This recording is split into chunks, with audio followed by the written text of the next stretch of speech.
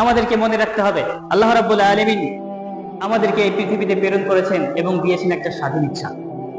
এই স্বাধীন ইচ্ছা দিয়ে মানুষ চাইলে ভালো কাজও করতে পারে, চাইলে খারাপ কাজও করতে পারে।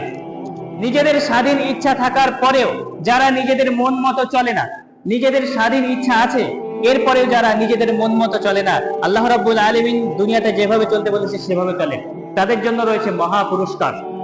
কিন্তু আল্লাহ রাব্বুল আলামিন যাদেরকে দিয়েছে একটা স্বাধীন ইচ্ছা শক্তি, সেই ইচ্ছা শক্তি অনুযায়ী তার মন যা চায় সে সেভাবে ইবাদত করে, তার মন যা চায় সে সেটাই করে, তাদের জন্য রয়েছে কঠিন থেকে কঠিনতর আযাব। আল্লাহ রাব্বুল আলামিন বলছেন যে আফারাআইতা মান ইত্তাখাযা ইলাহাহু হাওয়াহু। আল্লাহ রাব্বুল আলামিন তার রাসূল সাল্লাল্লাহু আলাইহি সাল্লামকে বলছে যে তুমি কি ওই ব্যক্তিকে লক্ষ্য করেছো যে তার নিজের খেয়াল খুশিকে উপাস্য তথা রব ইবাদতকারী বানিয়ে নিয়েছে? আজকে আমাদের সমাজের অধিকাংশ মানুষ এটাই করছে যে আমরা আমাদের খেয়াল খুশিকে আমাদের রব বানিয়ে নিয়েছি। আমাদেরকে যেটা ভালো লাগে আমরা সেটা করি, আমাদেরকে যেটা ভালো লাগে না আমরা সেটা করি না। আমাদের দাবিটা অনেকটা ফেরাউনের মতো। ফেরাউন কি বলেছিল? নিজেকে রব দাবি করেছিল, এরপরে যখন হচ্ছে না তখন বলছে আনা রাব্বুকুমুল আ'লা, আমি হচ্ছি তোমাদের সবচেয়ে বড় রব। আজকে যদি আমাদের ক্ষমতা থাকতো এই মুসলিম উম্মাহ ফেরাউনের মতো দাবি করে বসতো যে আমি হচ্ছি তোমাদের সবচেয়ে বড় রব। মানুষকে এটা মনে করে না, মানুষ এটার পরোয়াই করে না যে আল্লাহ রাব্বুল আলামিন তাকে সৃষ্টি করেছে, তাকে না হলে আল্লাহ রাব্বুল আলামিনের চলবে, কিন্তু তাকে আনুগত্যের ভিত্তিতে আল্লাহ রাব্বুল আলামিনকে আনুগত্য করতে হবে। আতিউল্লাহ ওয়া আতিউর রাসূল। কিন্তু মানুষ আল্লাহ রাব্বুল আলামিনকে পরোয়াই করে না।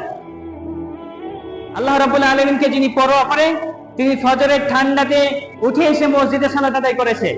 আল্লাহ রাব্বুল আলামিনের পরোয়া যে করে আর যে করে না, সে মনে করেছে আমার দরকার নাই, সে মনে করেছে আমার দরকার নাই, এর জন্য সে মসজিদে উপস্থিত হয়নি বা এটার মূল্য সে বুঝেনি।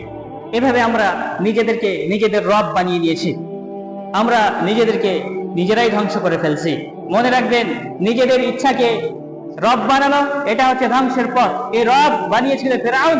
তো যারা নিজেদের ইচ্ছা মতো চলবে তারা ফেরাউনের অনুসারী হয়ে কিয়ামতের দিন উঠবেন।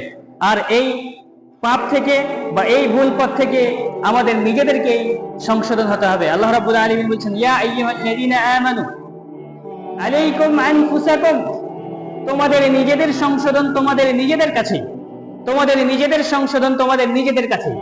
সুতরাং আমাদেরকে সংশোধন করতে হবে। আর এই সংশোধন করার